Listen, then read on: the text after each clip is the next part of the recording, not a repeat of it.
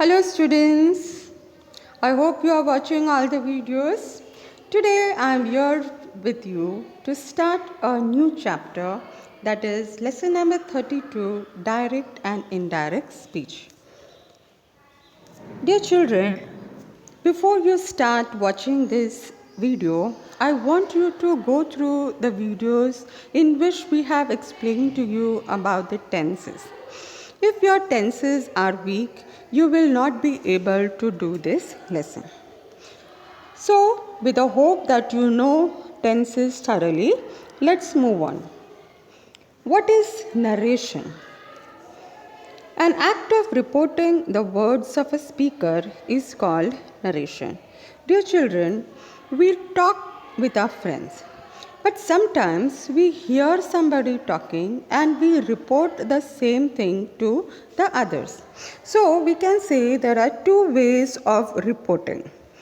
First is the direct speech and the indirect speech. So what is direct speech and indirect speech? For example, Preeti said, India is playing extremely well. Now here you will see the other sentence. Preeti said that India was playing extremely well. What do you think? What is the difference between these two sentences? Yes, the first sentence is written in inverted comma and the second sentence it is not written in inverted comma. So, what does this inverted comma tries to tell? The inverted comma are the exact words spoken by Preeti. Okay? There is no change in any of the words. We report in the same way the same words in which Preeti had said. Now, in the second sentence, the words spoken by Preeti can be reported by someone else in their own words. Okay? But dear children, when you are reporting in direct way or indirect way, there are certain rules and to change. You cannot change the tense of the sentence as you wish. Otherwise, the meaning of the sentence will get changed. So, dear children, without changing the meaning of the sentence, how do you report the direct speech into indirect speech is very, very important. So, what is a direct speech? When the exact word spoken by someone are reproduced, we call it direct speech. When the words spoken by a person are reported by someone in their own words is called indirect or reported speech. So in direct speech is put within inverted commas. A comma is used to separate the direct speech from the rest of the sentence. The first word of the direct speech begins with a capital letter. The verb used to introduce the direct speech is called reporting verb. For example, Preeti said, India is playing extremely well. So the word said is said to be reporting verb. Said is in the past tense. If we use say or will say, the tense will not change. The tense of the sentence will not change. Present tense will remain in present tense. But here said implies past tense.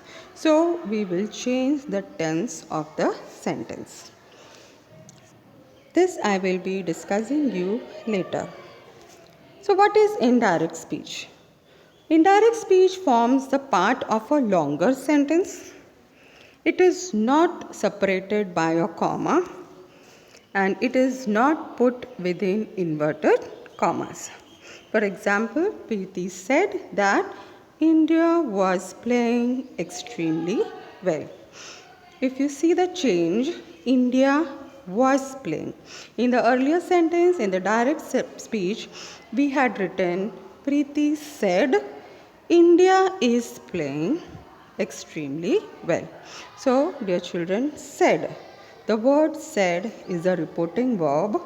When you get the reporting verb in past tense, then only the tense of a sentence changes. Things to remember. You should remember the basic concept before converting the direct speech into indirect speech. First thing that you must remember is the subject and the object in the given sentence, the first person, second person, third person of the pronoun, and the tenses. If you are thorough with these three concepts, then you would never go wrong. So, let's move on to the basic steps of converting a direct speech into indirect speech. First step, identify. Identify the subject and the object. For example, Mona said to Rohan. Mona becomes the subject and Rohan becomes the object.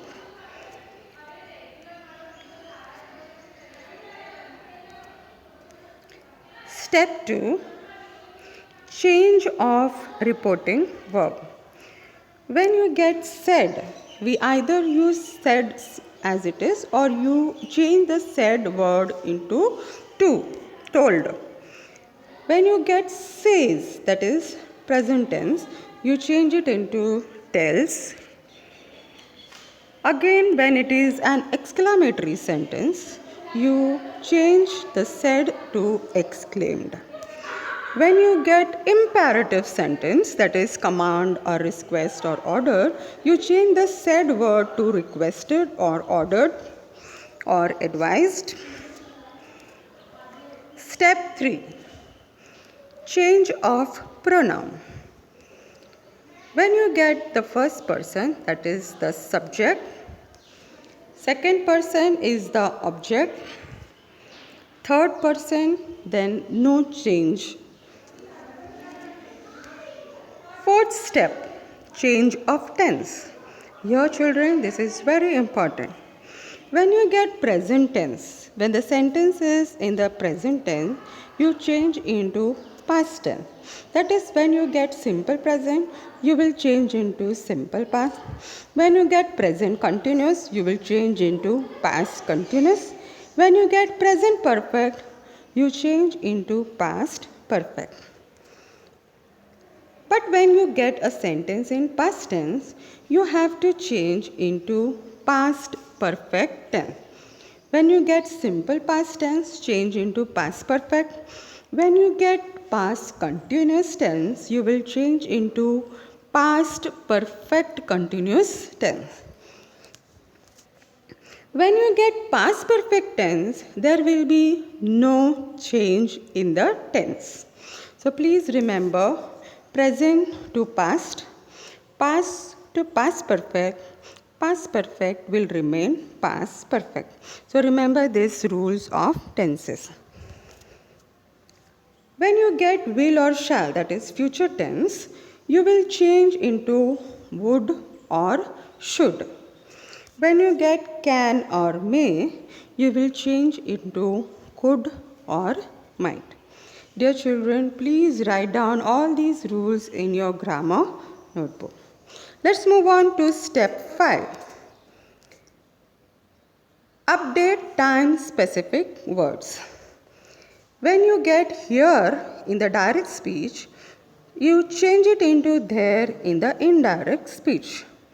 Tomorrow will be changed to the next day. Today will be changed to that day. Yesterday will be changed to the previous day. This will be changed to that. Now to then. Tonight to that night. Dear children, if you remember all these 5 basic steps, it will be very easy for you to change a direct speech into indirect speech. So here I have brought to you an example. She said to me, I had done my duty. So what was the first step?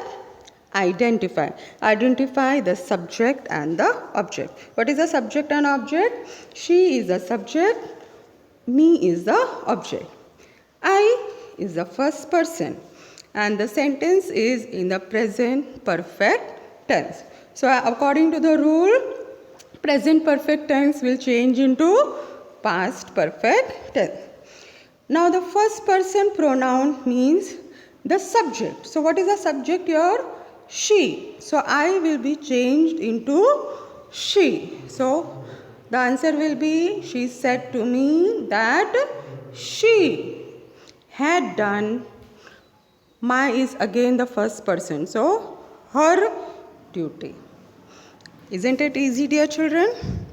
Dear children, I have given you the rules, the basic rules. Write down in the grammar notebook. I will be with you again in the second part of the video with more examples. Till then, please write down all the rules that are being discussed in this video. Thank you.